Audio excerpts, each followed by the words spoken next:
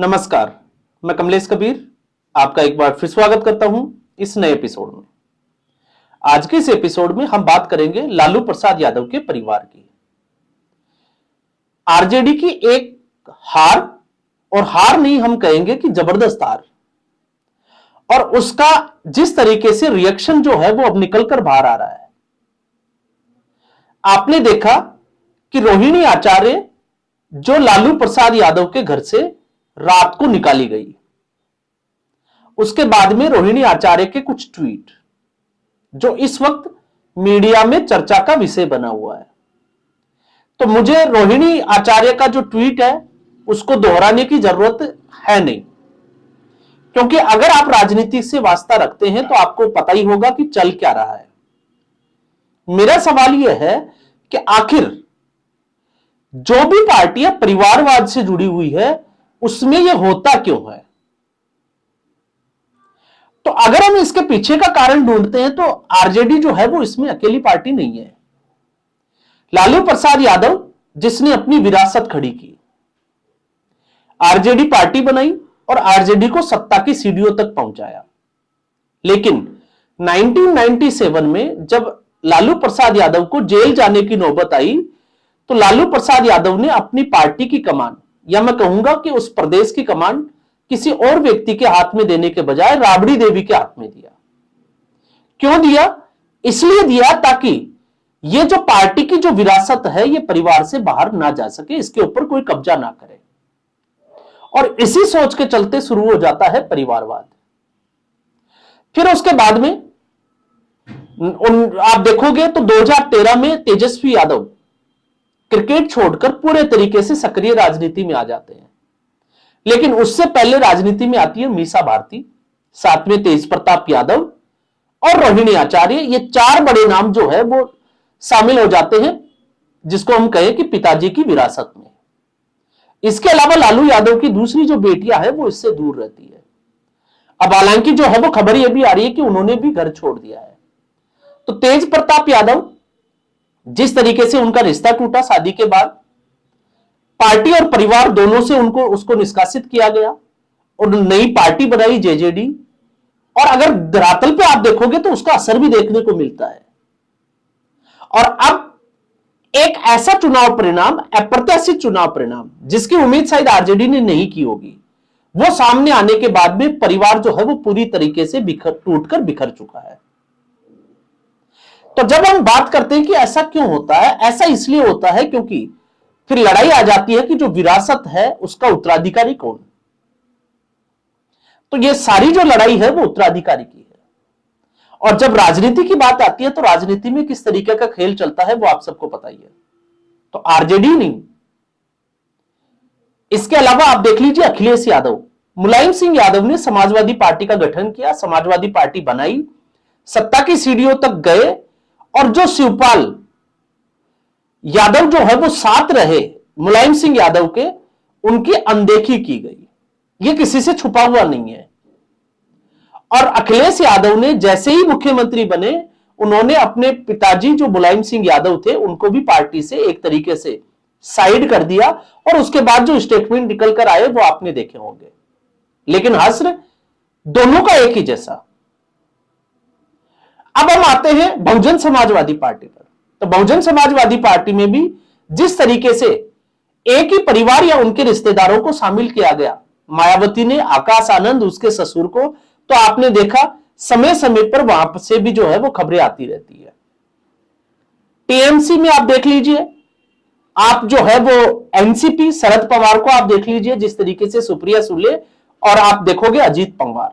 तो अजीत पवार अपनी नई पार्टी बनाई, पार्टी तोड़कर चले गए। ठाकरे परिवार को आप देख लीजिए, राज ठाकरे ने जब 2006 में बाला साहब ठाकरे ने अपनी विरासत उद्धव ठाकरे को सौंपी तो राज ठाकरे इस परिवार से बाहर हो गए। नई पार्टी बनाई महाराष्ट्र नवनिर्माण सेना, और 2009 में महाराष्ट्र या मनसे को जो है वो चुनाव लड़ाया। और फिर आती है कांग्रेस पार्टी। कांग्रेस पार्टी जब इंदिरा गांधी जो है वो सत्ता में आई, क्योंकि आई तो गूंगी गुड़िया के नाम से थी, लेकिन जिस तरीके से उन्होंने एक राजनेता की, या जो एक जो छवि होनी चाहिए अपने आप को साबित किया कि वो एक अच्छी नेत्री साबित हो सकती है। लेकिन उसके बाद की कहानी क्या हुई? तो राजनीति का उसूल है, और राजनीति के दो ही उसूल है, और वो असूल है कि उस पद तक, उस पोस्ट तक, उस गद्दी तक, उस कुर्सी तक जाने के लिए जो एक राजनेता को करना चाहिए, परिवारवादी वाली पार्टियां जो है वो उस परिवार में करती है। अब भारतीय जनता पार्टी में चूंकि परिवारवाद जो है वो कहीं भी ऐसी कुर्सी के लिए आता नहीं है, तो जब हम कांग्रेस पार्टी को स्टडी करते हैं तो मुझे लगता है कि आपको समझ में आएगी कि परिवारवादी पार्टियां जो है वो किस तरीके से परिवार को ही निपटा देती है। और कैसे निपटाती है, आकलन में जो है वो कुछ फैक्ट्स के साथ करने वाला हूं, निर्णय की स्थिति पर आपको पहुंचना है। कांग्रेस पार्टी क्योंकि सबसे बड़ी पार्टी है और परिवारवाद यहीं से शुरू होता है, तो 1967 या मैं कहूंगा 1968 जब राजीव गांधी की मुलाकात होती है एंटोनिया माइनो से, जो आज की सोनिया गांधी है, उनकी शादी के बाद 1970 में राहुल गांधी का जन्म होता है, 1972 में प्रियंका वाड्रा का जन्म होता है। उसके बाद अगर आप देखोगे तो 1974 अप्रैल, और उसके बाद से जो गतिविधियां शुरू होती है कि एक सिख परिवार से आने वाली और इंदिरा गांधी का दूसरा बेटा संजय गांधी, दोनों जो है वो रिश्ते में बन जाते हैं, और फिर उनके घर पे भी जो है वो एक चिराग पैदा होता है 1980 में। लेकिन अगर आप इसके बीच की कड़ी को देखोगे तो इसके बीच की कड़ी में संजय गांधी वो सूत्रधार थे जो इंदिरा गांधी को इमरजेंसी के बाद वापस सत्ता में लेकर आए और सक्रिय राजनीति में, या हम कहें कि राजनीति में सक्रिय भूमिका में थे। लेकिन 1980 में सफदरजंग जो फ्लाइंग क्लब है वहां से एक उड़ान भरते समय संजय गांधी की डेथ हो जाती है। कारण जांच ये कभी जो है वो पब्लिक डोमेन में नहीं आता है। और फिर उसके बाद में 1982 में उत्तर प्रदेश के लखनऊ से एक आवाज उठती है, मेनका गांधी को जो है वो बुलाया जाता है, क्योंकि इस परिवार की विरासत के तौर पर संजय गांधी के बाद में मेनका गांधी को देखा जाता है। मेनका गांधी इंदिरा गांधी की इजाजत के बिना वहां जाती है, रैली भी करती है लखनऊ में, और वापस जब वो लौटती है तो अगले ही दिन 2 साल के उस बच्चे के साथ में मेनका गांधी को रोड पर छोड़ दिया जाता है, या हम कहें कि घर छोड़कर चली जाती है। जैसे अभी रोहिणी आचार्य को हमने देखा कि रात को उन्होंने अपने घर से छोड़ा, बाहर निकाला, वो तमाम तरीके की खबरें जो है वो आपको मिल जाएगी। 1984 में इंदिरा गांधी की डेथ हो जाती है, और जिस तरीके से इंदिरा गांधी की डेथ होती है वो भी बड़ा जो है वो जिसको हम कहें कि सस्पेंस पैदा हो जाता है कि आखिर उनको नजदीक के अस्पताल क्यों नहीं लेके जाया जाता, दूर के अस्पताल ही क्यों ले जाया जाता है, और आगे के दरवाजे के बजाय पीछे वाले दरवाजे पर क्यों ले जाया जाता है, इतना समय क्यों खराब किया जाता है।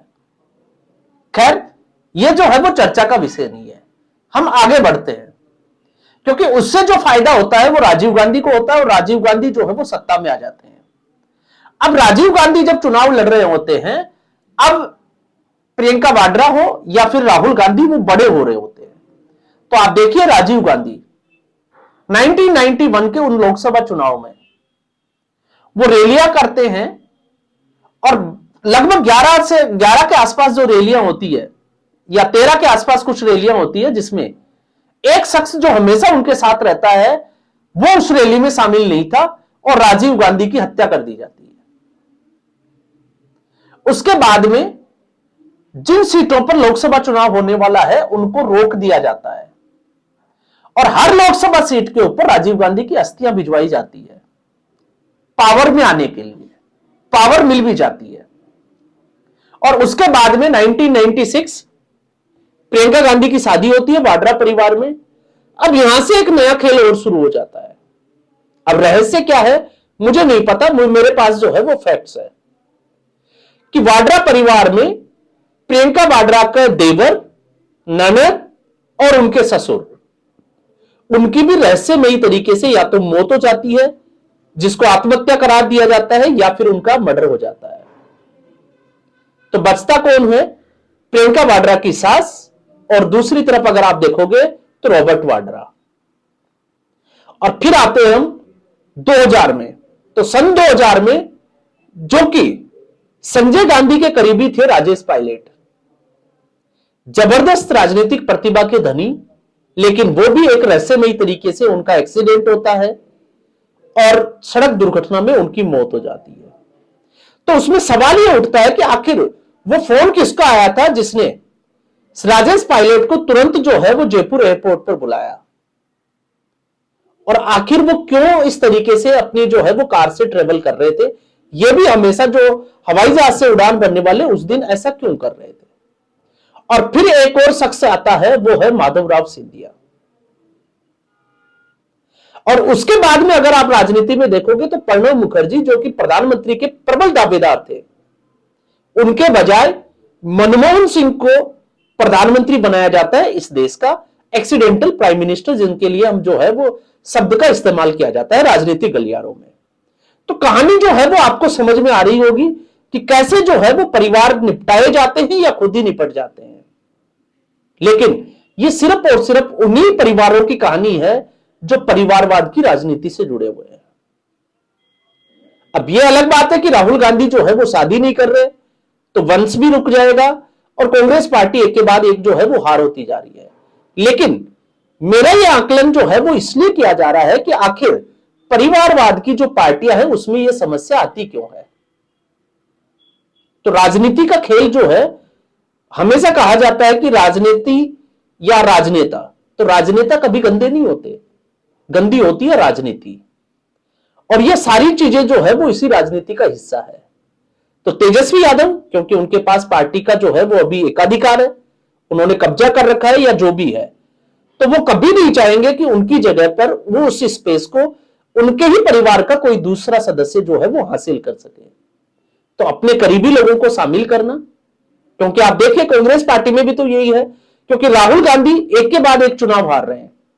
तो राहुल गांधी के करीबी कौन है जो कभी चुनाव लड़ते ही नहीं है? केसी वेणुगोपाल, जयराम रमेश, कुछ ऐसे लोग हैं जो चुनाव लड़ते ही नहीं है। तो इसलिए राहुल गांधी को अपने आप का जो है वो बचाव करना आसान हो जाता है। तो आरजेडी में भी तो आप देखिए संजय यादव, और दूसरा एक और जो रमीज नाम से जो बंदा आया है, तो आप स्टोरी उठाकर देखेंगे तो आपको सारी कहानी समझ में आएगी। और यह समस्या सिर्फ और सिर्फ परिवारवाद की वजह से है। तो याद जो है वो आता है स्वाति मालीवाल वाला कांड, लेकिन मैं इसके साथ जो है वो कोरिलेट करके नहीं देख रहा। क्यों नहीं देख रहा? क्योंकि कहानी जो है मैंने कांग्रेस के उसे सिरे से ही सही, लेकिन आपको एक कहानी समझाने का प्रयास किया है।